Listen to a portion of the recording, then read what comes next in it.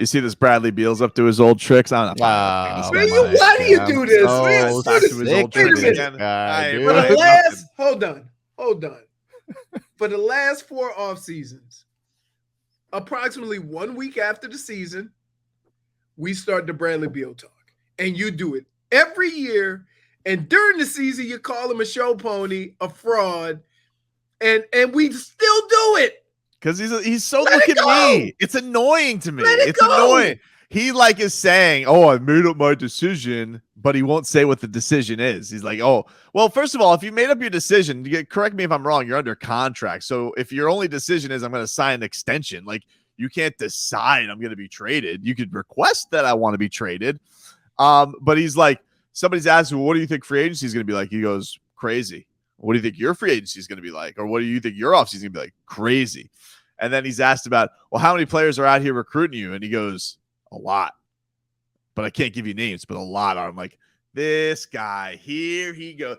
Just wants to be wanted.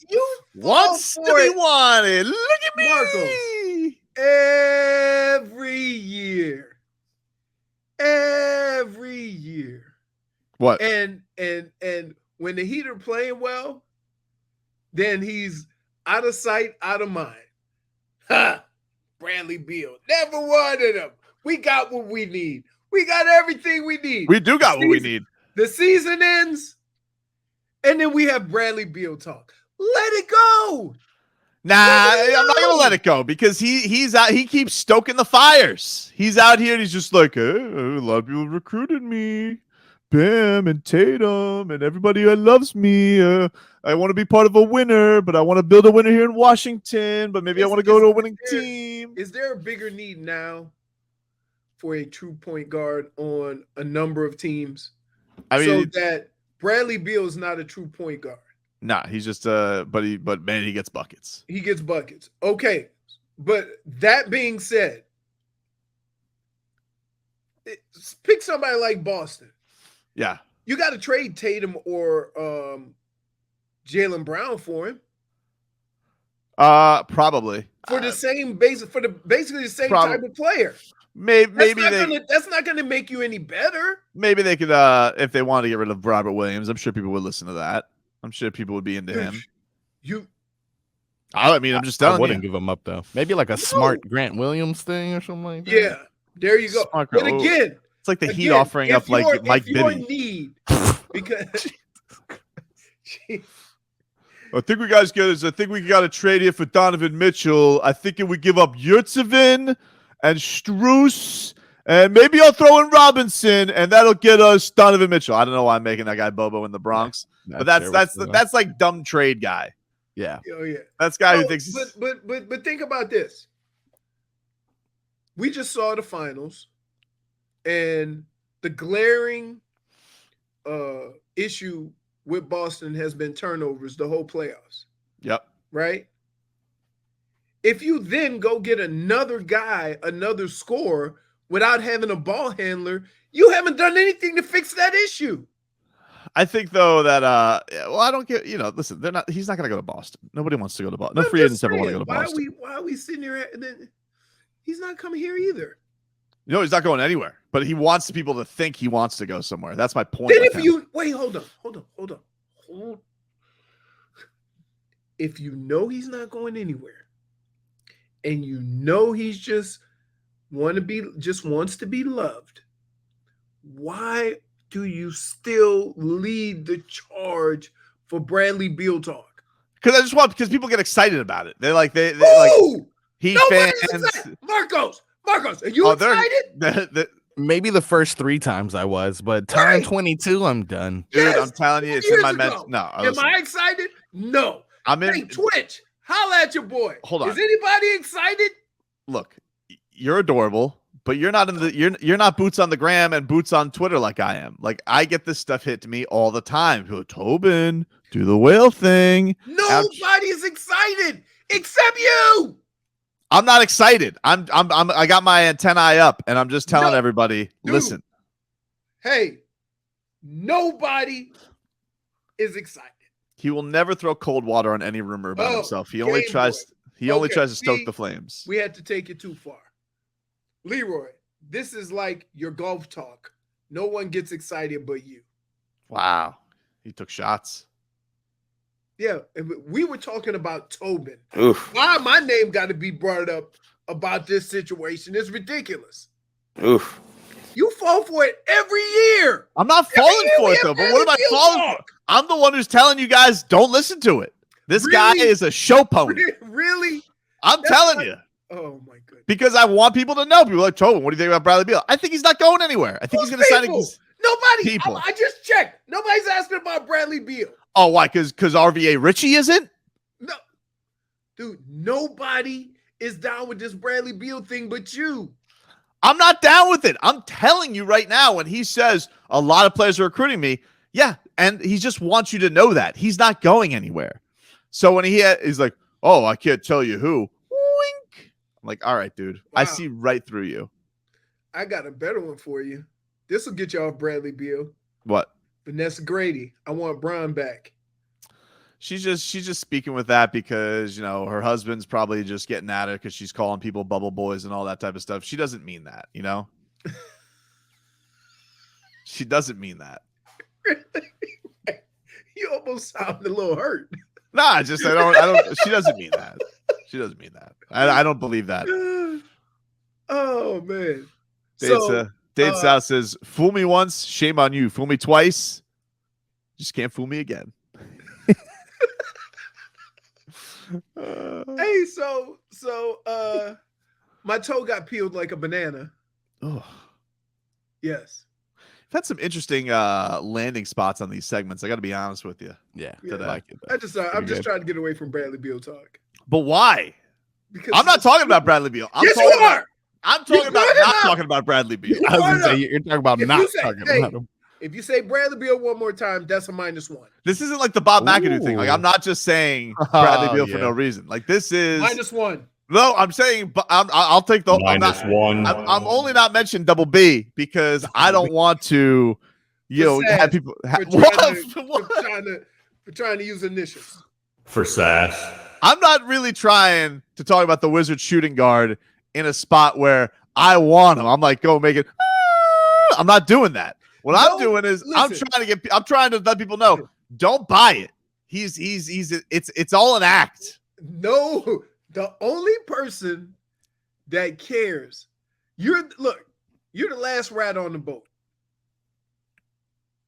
If you jump off the boat, we don't talk about it anymore. But because you're still on the boat, we're still having conversations. So while you say Bradley Beal is doing this, Bradley Beal, every year, I feel like I'm in a barbershop. Every time somebody talk about boxing, you want to bring up Rocky Marciano. Oh, wait, he can actually opt out? Oh, I thought he was stuck in his contract. See? He won't let it. -1. -1. I thought he had another year left. I didn't know that he could opt out this year. He can opt out in 2 weeks. Oh, my God. Hey, wow. Really? Oh, do you understand? My bad. That's bad journalism by me. The most important thing is to have somebody be able to handle the ball. So, yeah, the Heat have Lowry. Okay. And then they have and then of course you got my guy Namdi. We good. Okay. As Street that Schmolnick has said, the facts have changed. No. Every year we find new facts to have this conversation. Wow. Huh. Dude, you literally have been talking about Bradley Beal since before he signed the current extension that's getting ready to run out. I'm going to go check out his likes on Twitter. Do you Twitter. understand this? We've had this conversation. He's already played through a contract. We're still having Bradley Beal conversations. Time to go boots on the gram, everyone. I gotta go see what he's liking on Instagram and Twitter. Be back after this. So this is exciting. I got this kind of gave me the goosies. I'm not gonna lie. So I was reading Anthony Chang, great reporter for the Miami Herald on the Miami Heat, their beat reporter, and he was doing a Q&A session on the Herald, and this was asked: does Bam Adebayo finally start attempting threes regularly next season? We all know he can hit them. And this is what Anthony writes. He says, maybe Adebayo's Heat teammates and coaches believe it's only a matter of time before he starts incorporating the three-pointer into his offensive game. Will it come next season? It may be a lot to ask for Adebayo to start taking threes regularly upon coming this season. He's only shot 6 this past regular season. In fact, Adebayo has shot just 7 of 50, that's 14%, from three-point range during his NBA career. 38 of those 53-point looks have come in desperation with less than 4 seconds remaining on the shot clock, according to NBA tracking stats. So there's that. He also says, remember, Chris Bosh averaged more than 1 3-pointer per game for the first time in his first 11 NBA seasons. Al Horford averaged more than 1 3-pointer in the first of his 9 NBA seasons. He is getting ready for his 6th NBA seasons. Bam turns 25 next month. Again, everybody made fun of me, but he's gonna end up with a similar game, probably a little more athletic than Siakam. Siakam took this same path as far as what was asked of him early in his career and as it progressed. Now, one of the reasons why it got to that point a lot sooner is because Kawhi left. Yep. So I don't know, I don't know if that'll be a little bit different for Bam because he really won't have to. Siakam had to be the guy. Well, if I said to Heat fans, if things were going to stay status quo for next season, no, I need Bam to take another step. Well, hold on. That's if I was going to say that the roster was going to stay the same, basically, and you could say what would be the one thing that you would hope improve. I would say that'd be the power that you would want one of your players to get. Obviously, I think Jimmy's pretty much just finished as, even though Spo says he keeps getting better. For the young guys, there's 2 things you're looking for. You're looking for Tyler Hero to physically be able to hold up to playoff basketball, and for Bam Adebayo to expand his offensive repertoire, which I think a lot of people would look at it and say the 3-pointer. He's got a nice shot. Like we've seen like the growth that he's had with his jump shot and the mid-range game and all he's added. Why a guy of his size won't take that leap or isn't going to take that leap, I don't know. It feels like a natural progression to me. I don't know when that comes because I do remember, Spo saying to something to the effect of, "Oh, it's annoying," or Bam saying it's annoying, and that people should just let go of it. And I don't know if it's a case of like, because he has to do so much work getting the Heat's other shooters open, like it just clogs things up and doesn't make things work for them. I don't know. I'm no X's and O's savant. That's not my deal. I make whale noises. Okay. Right. I could see why Bam would be frustrated because what his team asked him to do and what fans want to see him do are 2 different things. And they misconstrue that as not having progress when in actuality, what they were asking him to do has increased, and the role that he's had has increased every year, even though it's not shooting the 3. I remember this because Gabe Vincent being at camp last year reminded me of this, and he was asked by campers, or actually he was asked by Glenn Rice if he could beat him in a shootout, and Bam said yes. And then Tony Fiorentino asked Bam, "Is he going to be a 3-point shooter soon?" And Bam said yes. But that did not. Soon was not the next season. So again, maybe soon is in 2 seasons. What your role is and what you can do aren't the same thing. But I would say this, like, isn't like we see this all the time, like with lineups and all this. Like, isn't the NBA regular season a time to tinker? Isn't it a time to experiment? Because ultimately, we know. Remember, Jimmy tried to get him to do it though. Jimmy, they said that bet. I know but like it just ended. It just ended, right? Just ended. And that was it. It was just over. Like, because he did it like once, and then they mentioned it, and then all of a sudden they just weren't doing it anymore. I think in order for it to be effective, he needs to feel comfortable doing it also. Yeah, for sure. It can't be a forced thing. And I think that's the thing you have to guard against. But here's the thing that's going to be the beauty of it, is that early on the regular season, everyone's going to give him that shot. Like, no one's going to go guard it. Well, not really, because most of the time he's in the paint. But that's what I'm saying, though. If he gets to the corner, or if he goes to a certain 3-point, if he goes to the 3-point line, no one is going to guard that from him. You think it's Yurt time? Yurt and Bam?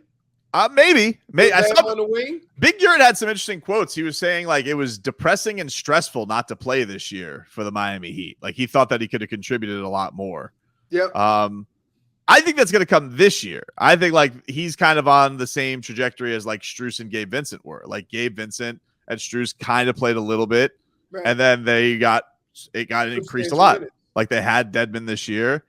I think they'll expect Big Yurt to be in that spot next year. The thing that if you're a player, why you would never get frustrated is because even though you may not play the amount of minutes or play a substantial amount of time, the Heat have always rewarded guys that's gonna be the plan, right? Like it's gonna be for you to be more of an impact, and we're gonna pay because we want to keep you. We understand what you are, versus letting you go somewhere else. And I think when you see all the guys who are frustrated with playing, in many cases, the Heat have still rewarded them, even though they aren't getting the minutes they want. Mm-hmm. So it'll be interesting to see, and that'll be the telltale sign of how the Heat want to shape this team. If they don't make any attempt to, I won't say sign a big, but to play the bigs that they have, then that means Bam is still going to be a 5. But if they start playing either Dedmon or Big Yurt, if they start playing them with Bam, that means Bam's going to probably move to the 4, and maybe that becomes part of his arsenal. Yeah, but I would guess even because they kind of did something like that in a reverse with Myers Leonard. Like when Myers Leonard was here and Bam's first season starting, Bam technically wasn't the starting center. I mean, it was Myers Leonard. It's just who played for 3 minutes. Yeah, they didn't play Myers. Like I don't think if Big Yurt plays, I don't think he's going to play very long with him. Like I don't think you're going to have closing lineups with Big Yurt. I don't think it's going to be that kind of. But just to again, this is all when the season starts, is trying to maneuver and figure out what you can or can't do. And if you want Bam to take that next step, then you almost have to play him outside of the paint to see how he can maneuver, how can he handle the ball, how can he move without the ball, how can he do a lot of different things, So that's more important to me, is figuring out, okay, how far is his athletic and skill set going to take him in basketball? You need to find that out instead of just having him play a certain role. Yeah, and especially like everybody talks about the vaunted Celtics defense, but it's like if he had a series where he had 30 and 10, 31 and 10 and 25 and 11, during the playoffs, like you see what his capabilities are. If that's supposed to be against the best of the best, right?